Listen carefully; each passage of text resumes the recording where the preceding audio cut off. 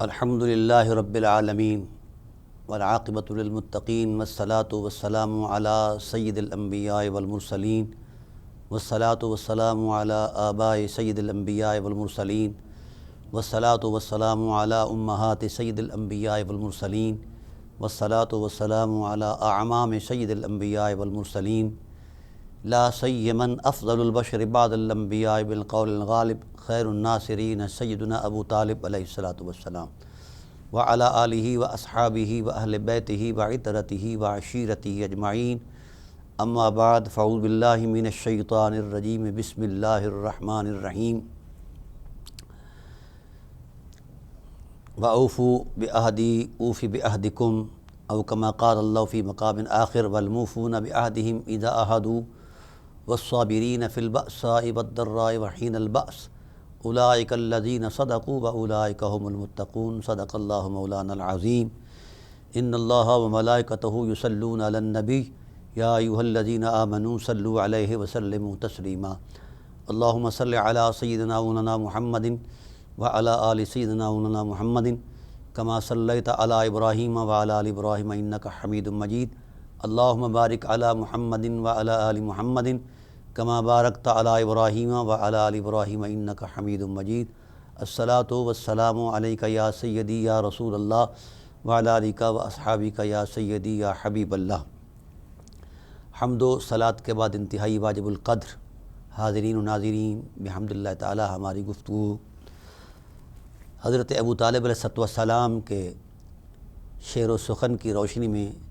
سید المرسلین صلی اللہ علیہ وآلہ وسلم کا مقام ہم بیان کر رہے ہیں، اور آج کی اس نشست میں ہم شیب ابی طالب علیہ السلام کے اندر حضور سید عالم صلی اللہ علیہ وسلم کی خدمت، نصرت، اعانت کے حوالے سے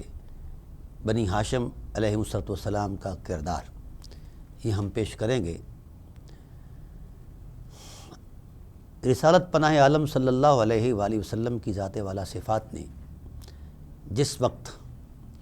لا الہ الا اللہ کی دعوت دی، خاص کر ان حالات میں جب آپ کو فرمایا گیا کہ اب کھول کر اعلانیہ دعوت دو، تو اس وقت سے قریش جو تھے حضور نبی کریم صلی اللہ علیہ وسلم کے دشمن بن گئے۔ لمحہ بلمحہ وہ کئی حوالوں سے دشمنیوں کا اظہار کرتے ہیں۔ اگر کوئی کسی اعتبار سے شعر و سخن کے تصور میں حضور نبی کریم صلی اللہ علیہ وسلم کی اہانت کرتا، تو حضرت ابو طالب علیہ السلام حرمت ایک کردار بن کر شعر و سخن کی عظمت میں ہی ان کا منہ توڑ جواب دیتے ہیں۔ اور اگر کوئی حضور نبی کریم صلی اللہ علیہ وآلہ وسلم کی بابت یہ کہتا کہ یہ ہمیں دے دو اور اس کی جگہ ہمارے بیٹے کو آپ رکھ لو وغیرہ وغیرہ، تو یہ چیزیں تاریخی تصورات میں موجود ہیں، لیکن ہم نے شیب ابی طالب کے اس زندہ کردار کی عظمت کو بیان کرنا ہے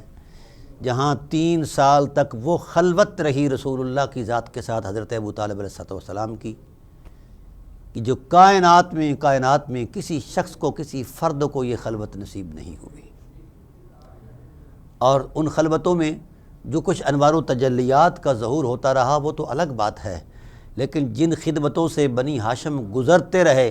ان خدمات کا تسلسل بھی اس انداز میں اتنا بلند و بالا ہے اور پاکیزہ ہے کہ کائنات میں اس کی نظیر نہیں ملتی، مثال نہیں ملتی۔ تعجب تو اس بات پر ہے کہ یہ سوشل بائیکاٹ ہوا کیوں؟ بھئی لا الہ الا اللہ سے بڑی یہ اس جیسی نہ تو کوئی دعوت ہے نہ کوئی حقیقت ہے۔ حضور سید عالم صلی اللہ علیہ وآلہ وسلم نے جب دعوت دی جبل ابو قبیس کی چوٹی پر کھڑے ہو کر، تو یہ لوگ آ گئے کفار مکہ، انہوں نے کہا نہ یہ کہیں گے نہ کہنے دیں گے۔ جب اتنی بات ہوئی تو غیرت الہی کا جو مظہر عتم تھا، سید بطحہ افضل البشر بعد الانبیاء حضرت ابو طالب علیہ السلام، وہ آئے اور حضور نبی کریم صلی اللہ علیہ وسلم کا بازو مبارک پکڑ کر کعبۃ اللہ کے اندر لے آئے، اور وہاں کھڑا کر کے یوں بازو کو لہرا کر کہا کہ محمد صلی اللہ علیہ وسلم فاصدع بعمرک ما علیک غضاضۃ وابشر بذارک وقر منہ عیونا۔ یہ لا الہ الا اللہ سے آپ کو روکتے ہیں، باں اٹھا کر کہو، بازو لہرا کر کہو لا الہ الا اللہ محمد رسول اللہ فاصدع بعمرک، جو کچھ بھی آپ کو حکم ہوا ہے اس کو کھول کر بیان کرو۔ ما علیک غضاضۃ، آپ کے وجود میں کوئی خوف نہیں ہونا چاہیے، اور میں جانتا ہوں تیری آنکھوں کی ٹھنڈک لا الہ الا اللہ کے تکلم میں ہے، لا الہ الا اللہ کی تبلیغ میں ہے، لا الہ الا اللہ کی عظمت میں ہے۔ اپنی آنکھیں ٹھنڈی کرو، وابشر بذالک وقر منہ یونا، اپنی آنکھیں ٹھنڈی کرو۔ تو حضور صلی اللہ علیہ وسلم نے ایک سوالیہ نظروں سے دیکھا کہ چاچا حالات کیا کہہ رہے ہیں، یہ لوگ تو تلواریں سونت کر آ گئے ہیں میدان میں، کیا بنے گا؟ تو جناب ابو طالب علیہ السلام کی غیرت کو سلام، اٹھے اور تلوار لہرا کر کہا واللہ لن یصلوا الیک بجمعہم حتی اوسد فی التراب دفینا، خدا کی عزت کی قسم، جب تک میرے وجود میں سانس کا ایک احساس بھی ہے، میرے وجود کا ایک ٹکڑا بھی زندہ ہے، جب تک میں زندہ ہوں تب تک تیری طرف کوئی میری آنکھ نہیں اٹھا سکتا۔ اگر آنکھ اٹھائے گا تو آنکھ پھوڑ دوں گا، ہاتھ اٹھائے گا تو اس کا بازو کھینچ لوں گا، اگر کسی نے دل سے برا جانا تو اس کا کلیجہ نکال لوں گا۔ یہ حضرت ابو طالب علیہ السلام کے فرط جذبات تھے۔ ناظرین کرام، کہاں سے ہم لائیں حضرت ابو طالب علیہ السلام کے احساسوں کو، جو ضمانت ہیں بقائے دین کی؟ اور آج بھی فقیر پورے یقین سے کہہ رہا ہے کہ اگر ہم اس جذبہ عظیمت کے ساتھ وابستہ ہو جائیں تو روئے کائنات کی کوئی طاقت نہ اسلام کو چھیڑ سکتی ہے، نہ مسلمانوں کو چھیڑ سکتی ہے۔ جب سے ہمارا اسلام ملا ازم کے تراش خراش میں آیا ہے، اس کو کمزور کر دیا گیا ہے، اس کی آفاقی حرمت کا مذاق اڑایا جا رہا ہے اور اس کے تقدس کو پامال کیا جا رہا ہے۔ بہرحال اس مقدس دن کے اندر میں اپنی زبان کو آلودہ ایسے تصورات سے نہیں کرنا چاہتا۔ تو جناب ابو طالب علیہ السلام نے جس وقت ہمت بندھائی تو رسول اللہ صلی اللہ علیہ وآلہ وسلم نے کہنا شروع کر دیا کہ میں ان بتوں سے نفرت کرتا ہوں، میں اللہ سے محبت کرتا ہوں، وہ میرا خالق ہے، میرا مالک ہے، وغیرہ اس طرح کی باتیں۔ تو کفار آگے بڑھے۔ جناب ابو طالب علیہ السلام نے تلوار لہرا کر کہا، پہلے نیگوسیشن جو ہوتی ہے نا، ایک اخلاقی بات، وہ انہیں سمجھائی۔ وما ذنب الذی من یدعو الی اللہ وحدہ ودین قدیم اہلہ غیر خیبی، کیا تم لوگوں اس بات کو گناہ سمجھتے ہو، اس حقیقت کو گناہ سمجھتے ہو کہ جو کہہ رہا ہے اللہ ایک ہے، تو وہ یہ اس کے کہنے پر ایک نہیں ہے ہی ایک، اور اس ایک وحدہ لا شریک کی، واحد وحدہ لا شریک کی طرف یہ دعوت دے رہا ہے۔ یہ گناہ نہیں ہے، یہ تو دین کی حرمت کی پہلی ابتدا ہے۔ ودین قدیم اہلہ غیر خیبی، اور یہ حضرت آدم سے شروع ہوا دین، اور اس دین کے ماننے والا کبھی خائب اور خاسر نہیں ہوا۔ پھر فرمایا وما ظلم من یدعو الی البر والتقی، یہ ظلم نہیں تو اور کیا ہے کہ جو شخص اس بات کی دعوت دیتا ہے کہ نیکی کرو اور پاکیزہ ہو جاؤ، تن کو بھی پاک کرو، من کو بھی پاک کرو۔ تم اس طہارت کی حرمت کو روکنا چاہتے ہو اور اپنے وجودوں کو پلیدی میں ہی رہنا دینا چاہتے ہو، یہ کوئی ظلم نہیں، یہ تو کرم کی بات ہے، یہ صاحب کرم ہیں۔ حلیم رشید عادل غیر طائش، یہ صاحب حلم ہے، یہ صاحب بصیرت ہے، صاحب حکمت ہے، عادل ہے، غیر طائش، تو اس کا تو انگ انگ رحمت کا ترجمان ہے، رحمت کا خمیر وجود رکھتا ہے۔ اور یوالی الہن، یہ وہ ذات ہے جس کی مدد اللہ اپنی جناب سے کرتا ہے اور کبھی اس سے غافل نہیں ہوتا۔ تم اس کی بابت یہ باتیں کرتے ہو تو لا الہ الا اللہ سے اور بڑی حقیقت کیا ہے، جیسی حقیقت کیا ہے سامنے لے آؤ، چیلنج کر دیا۔ تو کہا جب کچھ بھی نہیں تو پھر لا الہ الا اللہ کی حرمتوں کو بیان کرنے والا اللہ کا سچا نبی ہے، پیغمبر ہے۔ اور یاد رکھو اے اہل مکہ، وَيَنْصُرُهُ اللَّهُ وَرَبُّهُ بِأَهْلِ الْعُقَيْرِ إِلَىٰ بِسُكَّانِ يُسْرَبِي أَوْ بِسُكَّانِ يَسْرَبِي،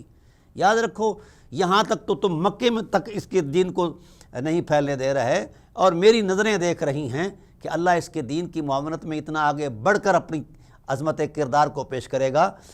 کہ عقیر سے لے کر یثرب تک کائنات کے ذرے ذرے میں اس کا دین غالب آئے گا، اور اس کا دین جو ہے پھیل جائے گا۔ اور ایک مقام پر تو یہاں تک ارشاد فرمایا وَمُعْلِيهِ فِي الدُّنْيَا وَالْآخِرَةِ، اللہ تعالیٰ کی ذات نے اس کو بلندیاں ہی دینیاں ہیں، نہ ذات محمد میں پستی ہے، نہ اس کے دین میں کوئی پستی ہے، بلندی ہی بلندی ہے۔ اس کا نام ہی اسی ٹائٹل پر محمد رکھا گیا ہے کہ اس کی ہر وصف اور صفت میں اتنا کمال اور رعنائی حرمت ہے کہ اس کی تعریف ہی کی جائے گی۔ وہ بلندیوں کی طرف جانے والی ذات ہے اور یہ بلند و بالا ذات ہے، لہذا تم اس کے مقابلے میں نہ آ سکتے ہو، نہ تمہاری کوئی حیثیت ہے۔ ولا شک ان اللہ رافع امرہ، میں پورے یقین سے کہتا ہوں کہ یقیناً اللہ اس کے امر کو، اس کے دین کو اتنا بلند کرے گا۔ وَمُعْلِيهِ فِي الدُّنْيَا وَيَوْمَ التَّجَادُلُ، دنیا کے اندر بھی اس کا دین غالب رہے گا اور آخرت کے اندر بھی اس کے دین کی حرمت کی عظمت میں اللہ وحدہ لا شریک لوگوں کو غلبہ دے گا اور محبت دے گا اور اپنے دامن شفقت میں جگہ عطا فرمائے گا۔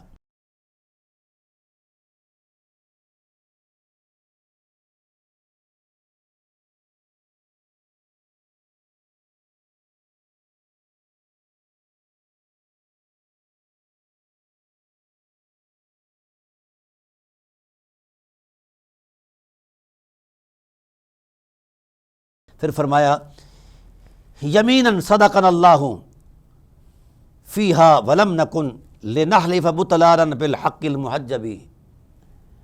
بالعتیق المحجبی۔ اللہ اکبر۔ فرمایا جب ہم اللہ کی قسم اٹھا لیتے ہیں تو پھر ہم اپنی ان قسموں کو پورا کرتے ہیں، خواہ ہمارے وجودوں کے ٹکڑے ٹکڑے ہو جائیں، پھر ہم اس قسم کو توڑتے نہیں، باطل نہیں کرتے۔ اور پھر خاص کر جب ہم حرم کعبہ میں قسم اٹھائیں، یہ تو اور بڑی قسم ہوا کرتی ہے۔ نفارقہ حتی نصر حولہ وما بال تکذیب النبی المقرب، اس نبی مقرب کی تکذیب جو ہے یہ برداشت نہیں ہے، ہم اس وقت تک اس کی نبوت کی حرمت پر پہرا دیں گے جب تک کہ ہم ٹکڑے ٹکڑے ہو کر اس کے قدموں میں اس کے ارد گرد نہیں گر جاتے۔ آؤ تمہیں للکارتا ہے، ابو طالب علیہ السلام چیلنج کرتا ہے۔ اور پھر یہاں تک فرمایا وَلَسْنَا نَمُلُّ الْحَرْبَ وَلَٰكِن تَمُلُّنَا الْحَرَبُ، ہم وہ ہیں کہ جنگوں سے ہم نہیں تھکتے، جنگیں ہم سے تھک جایا کرتی ہیں۔ آؤ محمد صلی اللہ علیہ وآلہ وسلم کے ہاتھ لگا کر تو دکھاؤ، تمہیں مزہ چکھائیں گے کیا ہوتا ہے۔ اور پھر سمجھایا، لؤی بن غالب کو سمجھایا اور قبائل کو سمجھایا۔ فرمایا الم تعلموا انا وجدنا محمدن نبیا کموسیٰ خط فی اول الکتب۔ اللہ اکبر، کیا خوبصورت کلمات ہیں۔ فرمایا کیا تم یہ نہیں جانتے کہ ہم نے محمد کو سچا نبی پایا ہے؟ جس طرح موسیٰ علیہ السلام اللہ کے پیغمبر ہیں، رسول اللہ صلی اللہ علیہ وسلم کی ذات ان کے بھی امام ہے، خط فی اول الکتب، یہ وہ محمد صلی اللہ علیہ وسلم کی ذات ہیں جن کی نبوت کی حرمت اور ان کی شخصیت کا تقدس اور ان کی سیرت کا جو پیمانہ رحمت ہے وہ تو اللہ نے تورات کے سینے میں بھی بیان فرمایا ہے، زبور کے سینے میں بھی بیان فرمایا ہے، انجیل کے سینے میں بھی بیان فرمایا ہے۔ کیا مطالعہ ہے حضرت ابو طالب علیہ السلام کی بصیرت کا کہ ان کتابوں کے اندر بھی جو علوم ہیں ان کو بھی سامنے رکھ کر بیان کر رہے ہیں۔ اور پھر فرمایا وَأَنَّ عَلَيْهِ فِي الْعِبَادِ مَحَبَّةٌ، یہ وہ ذات ہے جس کی محبت کو پوری انسانیت پر واجب اور فرض قرار دیا ہے۔ حضرت ابو طالب علیہ السلام فرماتے ہیں وَأَنَّ عَلَيْهِ فِي الْعِبَادِ مَحَبَّةٌ وَلَا خَيْرٌ مِمَّنْ خَصَّهُ اللَّهُ بِالْحُبِّ۔ پھر فرمایا اے لوگو محمد صلی اللہ علیہ وآلہ وسلم کو ایک طرف رکھو اور کائنات کے محجبینوں کو ایک طرف رکھو، تو اللہ نے جس کو خاص کیا ہے، جس کی محبت ساری انسانیت پر فرض فرمائی ہے، وہ ذات محمد صلی اللہ علیہ وآلہ وسلم کی ذات والا صفات ہے۔ تو لوگوں لوٹ آؤ اس تصور سے جو تم نے سوچا ہوا ہے وہ غلط ہے۔ اور پھر یہاں جب لگائی نا دھمکی فلسنا نمل الحرب حتی تملنا، ہم وہ نہیں جو جنگ سے بھاگ جاتے ہیں بلکہ جنگیں ہم سے تھک جاتی ہیں۔ ولا نشتکی ما قد جدوب من النقم، ہم وہ ہیں جب ہمارے اوپر امتحان آتے ہیں، آزمائشیں آتی ہیں، مصائب آتے ہیں تو ہم نے کبھی کسی مصیبت کا شکوہ نہیں کیا۔ ہم تو مصیبتوں کو جھیلنے کے عادی ہو چکے ہیں اور مصیبتوں سے لڑ جانا، حالات سے لڑ جانا ہمارا خمیر ہے، آؤ محمد صلی اللہ علیہ وسلم کو ہاتھ لگا کر دکھاؤ۔ پھر فرمایا وَلَٰكِنَّنَا أَهْلُ الْحُفَّاظِ وَالنُّهَا اذا طار الارواح القمات من الرعب۔ فرمایا جس وقت ہم میدان میں اترتے ہیں تو بڑے بڑے شاہ سواروں کی روحیں کانپ اٹھتی ہیں، جانتے نہیں ہو ہم بنی ہاشم ہیں۔ تو جب یہاں بات پہنچی تو مکہ والے سمجھے کہ اب ہم کسی بھی صورت میں کامیاب نہیں ہو سکتے، اب ہم محمد صلی اللہ علیہ وآلہ وسلم کو ناکام نہیں کر سکتے۔ تو پھر انہوں نے سر جوڑ کر یہ طے کیا کہ ہم بنی ہاشم کا مقابلہ تو کر نہیں سکتے، جنگ ان سے کر نہیں سکتے، تو کم از کم ایسا کریں کہ ہم ان کے ساتھ سوشل بائیکاٹ کر لیں، ان کے ساتھ لین دین معاملات رشتہ داریاں ان کو الگ کر دیں، ان کو نہتا کر دیں اور ان کو ایسولیٹ کر دیں، تاکہ مطلب ہے یہ تنگ آ کر بھوک سے پیاس سے حالات سے پھر یہ ہماری بات ماننا شروع کر دیں۔ اللہ اکبر۔ سلام ہے ابو طالب تیری روح کی عظمتوں کو، تیرے وجود کے احساسوں کو، بلکہ تیری اس خاک کے ذروں کو جس خاک پر تو چل کر رسول اللہ صلی اللہ علیہ وسلم کی حمایت میں اپنا کردار دیتا تھا۔ اے ابو طالب علیہ السلام، تیری ذات کا شکر پوری امت پر واجب ہے، پر ان بد نصیبوں کو میں کیا سمجھاؤں جو اس حرمت مآب ذات والا صفات کے بارے میں اپنے تصورات فرسودہ دیتے ہیں۔ اللہ تعالیٰ انہیں ہدایت دے۔ بہرحال میں عرض یہ کرنا چاہتا ہوں کہ جس وقت للکار دیا پوری عرب کی کمیونٹی کو حضرت ابو طالب السلام نے، تو پھر آخری صورت یہی تھی کہ ہم ان کے ساتھ لڑ نہیں سکتے، کیونکہ وہ جانتے تھے کہ جب بنی ہاشم میدان میں اترتے ہیں تو بڑے بڑے پہلوانوں کی روحیں جو ہیں وہ کانپنا شروع کر دیتی ہیں، اور کیونکہ یہ دیانتدار بھی ہیں، صاحب اخلاق بھی ہیں، صاحب کردار بھی ہیں، تو ان عظمت مآب کردار والوں کے سامنا کرنا بڑا مشکل ہوا کرتا ہے۔ سچے اور سچے بندے کا مقابلہ بڑا مشکل ہوتا ہے۔ اگر ہم اس تاریخ کا جائزہ لیں تو جنہوں نے میدان مارے ہیں وہ سچے بھی ہیں اور سچے بھی ہیں، اندر سے بھی اور باہر سے بھی۔ تو ناظرین کرام، اس وقت جناب ابو طالب علیہ السلام کی ذات والا صفات نے پھر ایک مرتبہ ان سے کہا قد اتاکم من الملیک رسول فاقبلوا بصالح الاعمال فاقبلوا احمدا فان من اللہ رداء علیہ غیر مزالی۔ فرمایا لوگوں لوٹاؤ اپنی ہٹ دھرمی سے، محمد کریم صلی اللہ علیہ وسلم کا دامن پکڑ لو، یہ اللہ کا سچا رسول ہے اور اپنے صالح اعمال کے ساتھ تشریف لایا ہے، اس کی پیروی کرو اور ان کو قبول کرو، اور یقیناً جس بات کا تم خدشہ اظہار کر رہے ہو، خدشے کا اظہار کر رہے ہو اور تم خواہش کرتے ہو کہ یہ رسالت ہمیں ملے، فرمایا کیا تم نے قرآن نہیں پڑھا؟ اللہ اعلم حیث یجعل رسالتہ، اللہ وحدہ لا شریک رسالت اسے دیتا ہے جو رسالت کے لائق ہوتا ہے۔ پہلے وہ لیاقت تو پیدا کرو، وجود محمد تو لے آؤ، اپنے آپ کو تو محمد بنا کر تو دکھاؤ، پھر بھی رسالت بھی لینے لگا۔ تو یہ جناب ابو طالب علیہ السلام کی ذات والا صفات نے کمال جملہ کہا فَإِنَّ مِنَ اللَّهِ رِضَاءً، رسالت کی چادر اللہ نے محمد صلی اللہ علیہ وسلم کو ایسی پہنائی ہے کہ کائنات کی کوئی طاقت ان سے یہ چادر چھین نہیں سکتی۔ رہا یہ معاملہ کہ تم سوشل بائیکاٹ کا سوچ رہے ہو تو آؤ لَٰكِنِ اتَّبَعْنَاهُ عَلَىٰ كُلِّ حَالَةٍ مِنَ الدَّهْرِ جِدًّا غَيْرَ قَوْلِ التَّحَادِلِ۔ اللہ اکبر۔ ارشاد فرمایا اللہ اکبر، ہم شیب میں جائیں یا تہ خاک جائیں یا برسر خاک رہیں، جہاں بھی رہیں ہم ہر حال میں محمد کی اتباع کریں گے۔ اس جملے میں ان لوگوں کے لیے بھی درس عبرت ہے جو یہ کہتے تھے کہ حضرت ابو طالب علیہ السلام رسول کی اتباع نہیں کرتے تھے۔ وہ کہہ رہے ہیں وَلَٰكِنِ اتَّبَعْنَاهُ عَلَىٰ كُلِّ حَالَةٍ، ہم ہر حال میں محمد صلی اللہ علیہ وسلم کی اتباع کریں گے، ان کی غلامی کریں گے اور ان کی حفاظت کریں گے۔ مِنَ الدَّهْرِ جِدًّا غَيْرَ قَوْلِ التَّحَادِلِ، میری اس بات کو آوارہ بات نہ سمجھنا، میں جو کہہ رہا ہوں آج تک کوئی شخص ثابت کر دے کہ ابو طالب نے زبان سے کوئی ایسی بات نکالی ہے جو خلاف واقعہ ہو اور جس کو مذاق بنایا گیا ہو، ایسی بات میری پوری تاریخ کے اندر کوئی نہیں ہے۔ تو وہ فرماتے ہیں یہ بات بھی انہی باتوں میں ہے کہ ہم رسول اللہ صلی اللہ علیہ وسلم کی اتباع ہر حال میں کریں گے۔ شیب ابی طالب میں جناب حضور نبی کریم صلی اللہ علیہ وسلم کا قیام ہو گیا، بنی ہاشم چلے گئے، اور میں حیران ہوں، یہاں تاریخ کے ان تصورات کو بھی پسینہ آ جاتا ہے۔ مولانا صاحبان سے گزارش کرتا ہوں کہ مذہبوں کی تراش خراش اور بات ہے، شیب ابی طالب کے لمحات قیامت سے گزرنا اور بات ہے۔ ہاں، ان باتوں میں دین ہے، جو تم کر رہے ہو ان باتوں میں کوئی دین نہیں ہے۔ یہ ڈرامہ بازی اب چھوڑنی پڑے گی۔ اب امت جو ہے حضرت ابو طالب علیہ السلام کے قدموں میں اپنے آپ کو محسوس کر رہی ہے۔ اس لیے میں گزارش کرتا ہوں کہ یہ جوڑے جھیڑے جھگڑے اور یہ فرقے شرکے ان کو دفن کر دو، ورنہ دفن ہو جاؤ گے، خدائے ذوالجلال کے انتقام کا شکار ہو جاؤ گے۔ حضرت ابو طالب علیہ السلام کی ذات کے ساتھ اس طرح کا جو تم نے رویہ اپنا رکھا ہے، ابھی ان کو ترازو کر رہے ہو ایمان اور ادبی ایمان پر، شرم آنی چاہیے۔ اور جن کے وجود کے سامنے نفس ایمان خود ممنون احسان ہے، تو ان کے بارے میں تم یہ سوچ رہے ہو۔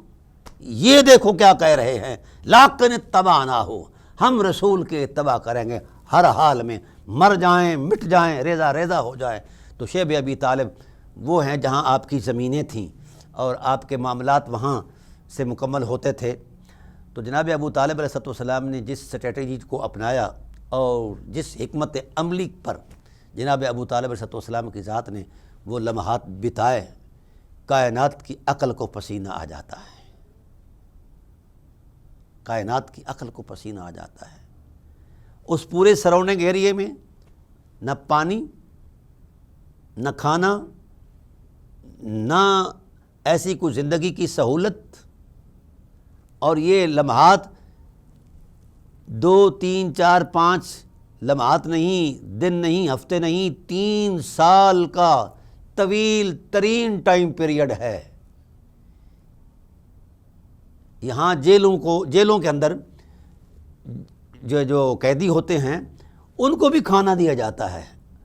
اور عجب بات یہ ہے کہ آج بنی ہاشم پورے مکہ سے ڈسکنیکٹ ہو کر سوشل بائیکاٹ کا شکار ہے، اور کفار مکہ نے پورے شیب ابی طالب کو گھیرا ہوا تھا اور کارڈن آف کیا ہوا تھا، اور جناب والا راستوں میں جناب والا وہ بٹھائے ہوئے تھے لوگ گنڈے، کسی کو نہ آنے کی اجازت تھی نہ جانے کی اجازت تھی۔ وہ اس طرح کا صورتحال تھی، ہاں جی، اور اس طرح کی عجیب ترین کیفیات ان کو بیان کرتے ہوئے بھی دل پھٹ جاتا ہے، دماغ جو ہے وہ پریشان ہو جاتا ہے۔ وہاں کیا تھا؟ حضرت ابو طالب علیہ السلام کے وفائے عظمت میں جو حضور سید عالم صلی اللہ علیہ وسلم کے وہ لمحات نبوت تھے،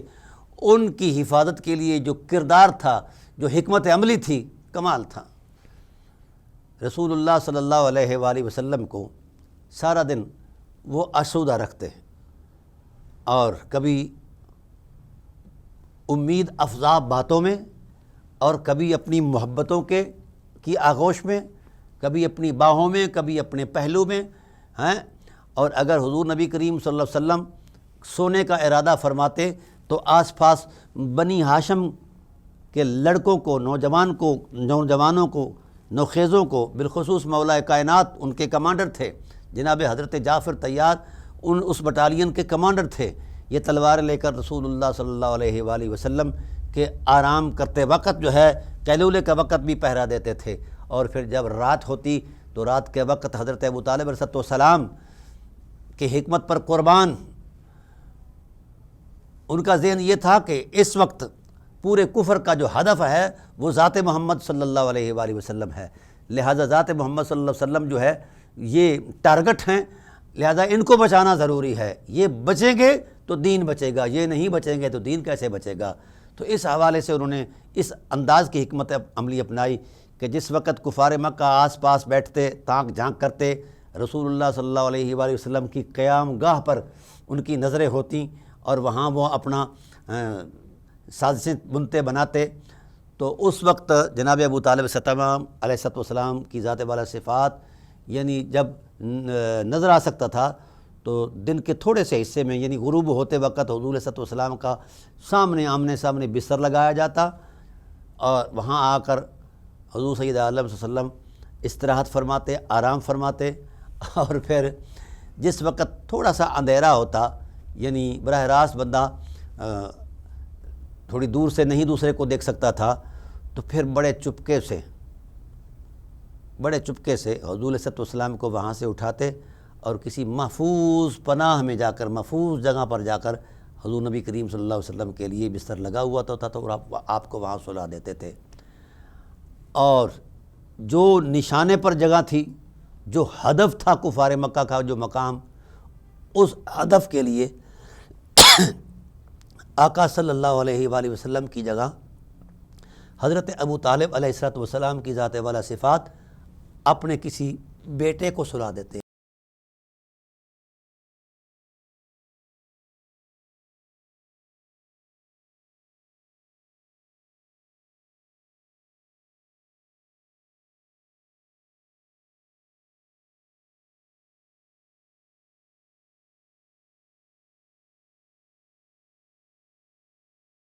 مولا کائنات علیہ السلام تو پھر باقاعدہ ان راتوں میں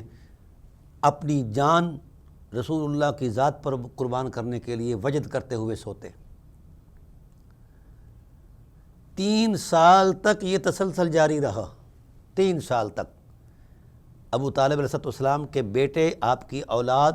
ذات نبوت پر قربان ہونے کے لیے کہ اگر کفار مکہ نے قتل کرنا ہے تو ابو طالب کے بیٹے قتل ہو جائیں، محمد بچ جائیں، ان کا دین بچ جائے، ان کی شریعت بچ جائے۔ یہ وہ ذات والا صفات ہے، ان کے احسانات کا کون بدلہ دے سکتا ہے؟ ان کے احسانات کا تصور کرنا ہی بڑا مشکل ہے۔ تو یہ ایک حکمت عملی تھی۔ رسول اللہ صلی اللہ علیہ وآلہ وسلم کو جس خفیہ مقام پر سلاتے، اس خفیہ مقام پر رات کو 14 کلو کی تلوار جو ہے یہ حمائل کر کے، وزنی تلوار جو ہے یہ حمائل کر کے ہاتھ میں اٹھا کر خود پہرا دیتے، اور پھر رسول اللہ صلی اللہ علیہ وسلم اپنی محبت، اپنی عظمت کے ساتھ، اپنی مرضی کے ساتھ، اپنی ذوق کے ساتھ اور اپنی منشا کے مطابق اٹھتے، چلتے پھرتے، نماز پڑھتے، جو کچھ بھی کرنا ہوتا حضور کے معمولات تھے، اور نزول قرآن بھی ہوتا رہا۔ تعجب والی بات یہ ہے کہ آج امت کو غار حرا میں اترنے والی آیات جو ہیں وہ یاد ہیں، اور جو 3 سال تک قرآن شیب ابی طالب میں نازل ہوتا رہا، یہ ذات محمد کی حرمتوں کو بیان کرتا تھا یا محافظ رسالت کے ان جذبوں کے تقدس کو بیان کرتا تھا۔ کوئی شریعت تو نازل نہیں ہو رہی تھی شیب ابی طالب کے اندر، یہی 2 جذبے تھے۔ اور قرآن کا معمول ہے، قرآن کریم کا اسلوب ہے، منظرنامے کو دیکھ کر اس کی خوبی اور خامی کی نشاندہی کرتا ہے۔ تو فقیر روح کائنات کے اہل علم کو یہ پیغام دینا چاہتا ہے کہ ذرا ان آیات قرآنیہ کا جائزہ لیں جو آیات حضرت ابو طالب علیہ السلام کے پہرے میں نازل ہوئی ہیں۔ دیکھو ہمیں وہ آیت یاد ہے، ایک آیت اتری ہے غار ثور کے اندر، ثانی اثنین اذ ہما فی الغار اذ یقول لصاحبہ لا تحزن، اللہ اکبر۔ اس آیت کو ہم نے اٹھایا، اس کی کوئی اپنا غلط بات نہیں، نعوذ باللہ من ذالک، یہ بلند و بالا حکمت ہے، حرمت ہے سیدنا ابوبکر صدیق رضی اللہ تعالیٰ عنہ کی، کہ انہوں نے غار ثور میں وہ کردار دیا جس کی مثال نہیں ملتی۔ لیکن اس کردار کی حرمت میں نازل ہونے والی آیات ہم سب کو یاد ہے، ان کی افضلیت کی قطعیت میں بھی یہ آیت پیش کی جاتی ہے، اور ان کی صحبت اور میت کی حرمت میں بھی یہ آیت پیش کی جاتی ہے، اور ساتھ ساتھ جناب ابوبکر صدیق رضی اللہ تعالیٰ عنہ کی صحابیت کی قطعیت میں بھی یہ آیت بطور حوالہ پیش کی جاتی ہے۔ اس میں کوئی شک نہیں کہ ایسا ہے، ایک لمحہ کے لیے بھی اس میں ہم شک کرنا کفر سمجھتے ہیں، مگر ذرا تھوڑا سا آگے تو جائیے۔ یہاں پہروں کا تصور 3 دن رات، جہاں خورد و نوش بھی موجود، پانی کا مشکیزہ بھی موجود، اور کھانا بھی موجود، 40,000 درہموں کا سرمایہ بھی موجود، اور ادھر جناب والا وہ ساری عظمتیں موجود، مخبرہ بھی موجود، اور مکڑی کا جالا بھی موجود، کبوتری کا انڈا بھی موجود، اور کئی ہزار فرشتوں کا پہرا بھی موجود، اور آگے منزل بھی موجود، مقصود بھی موجود، یہ ساری سہولتیں وہاں میسر تھیں 3 راتوں میں۔ میں امت سے پوچھنا چاہتا ہوں، یہ 3 راتیں اتنی بلند ہوئیں کہ حضرت ابوبکر صدیق رضی اللہ تعالیٰ عنہ کا جو ٹائٹل ہے افضل البشر بعد الانبیاء کے تصور میں پیش کیا جاتا ہے، اس میں کوئی شک نہیں کہ ان کا یہ ٹائٹل بنتا ہے، ان کی حرمت وفا کو کروڑوں سلام، پر یہاں 3 دن کا تصور ہے، اور حضرت ابو طالب علیہ السلام کا تصور خدمت جو ہے وہ 3 دن پر مشتمل نہیں، وہ 50 سال پر مشتمل ہے، اور ان میں خاص کر 3 سال شیب ابی طالب کے جو حالات ہیں وہ کس کے سامنے نہیں ہیں۔ تو جو شخص 3 دن پہرا دے فرط جذبات سے، اس کی یہ شان ہے، اور جس نے 50 سال پہرا دیا ہے، اللہ اکبر، اور پھر 50 سالوں میں بھی وہ 3 سال کہ قتل ہونے کے لیے مقتل نبوت پر اپنے بیٹے کو سلایا جا رہا ہے، یہ فطرت کی آنکھ میں بھی ایک نیا حرارہ ہے کہ دیکھو اپنے بچوں کی ہر بندہ حفاظت کے لیے اپنی جدوجہد کرتا ہے، ریاضت کرتا ہے، لیکن یہ کیسے کہ اپنے بچے کو قتل ہونے کے سلا دیا اور دوسرے کے بچے کو اٹھا کر جناب والا بچا لیا۔ یہ ابو طالب ہی کر سکتے ہیں، کوئی مولوی نہیں کر سکتا۔ تو اس لیے میں چاہوں گا کہ انصاف پسند لوگ ذرا اس تصور عظمت کو بھی دیکھیں، وہاں ایک آیت اترتی ہیں اور یہاں 20 صورتیں اترتی ہیں، جو ہمارے ماحول میں نہ ان کو بیان کیا جاتا ہے نہ انہیں پڑھا جاتا ہے۔ ویسے ہم سارے ہی حافظ ہو گئے ہیں، میں چاہوں گا کہ اگر وہ آیت کریمہ، ایک آیت کریمہ ثانی اثنین ذوبا فی الغار اذ یقول لصاحبہ لا تحزن سیدنا صدیق اکبر رضی اللہ تعالیٰ عنہ کی افضلیت میں بولی جاتی ہے، تو اس سے اعلیٰ درجے کا جو کردار دیا ہے حضرت ابو طالب علیہ السلام نے دیا ہے، مولا کائنات نے دیا ہے، اس لیے اللہ تعالیٰ نے اپنے انصاف کے ترازو میں یہ بات بڑی خوبصورت بیان فرما دی ہے۔ تو وہاں پتہ تھا خدا ذوالجلال کو کہ یہاں اس ٹائٹل پر ایک تصور دیا جانا ہے، تو بھئی یہاں صحبت اور میت کا تصور ہے غار ثور کے اندر، اور پھر آئیے شیب ابی طالب میں کیا ہے، صحبتیں پیچھے رہ گئیں، قربتیں پیچھے رہ گئیں، اور یہ سارے تصورات میت وہ پیچھے رہ گئے۔ اس سے آگے چلی گئی کائنات، آگے ایک حقیقت چلی گئی جس کو خدائے ذوالجلال نے نفس رسول کہا ہے، یہ علی کا مقام ہے۔ کہاں علی، کہاں علی کا 3 سال مقتل نبوت پر سونا، اور کہاں سیدنا صدیق اکبر رضی اللہ تعالیٰ عنہ کا 3 دن پہرا دینا، اس نے موازنہ بنتا ہی نہیں ہے اس میں۔ اور پھر اس سے اوپر بھی ایک حرمت ہے،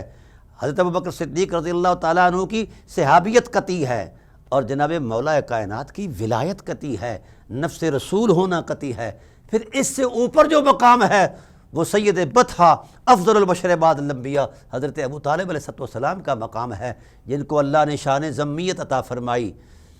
صدیق صحابی بنے صحبت اور میت کی حرمت میں، علی صحابی بھی بنے اور جان رسول بھی بنے وہ قربانی دینے پر، اور اس سے بڑی قربانیاں جو ہیں ابو طالب علیہ السلام نے دی ہیں،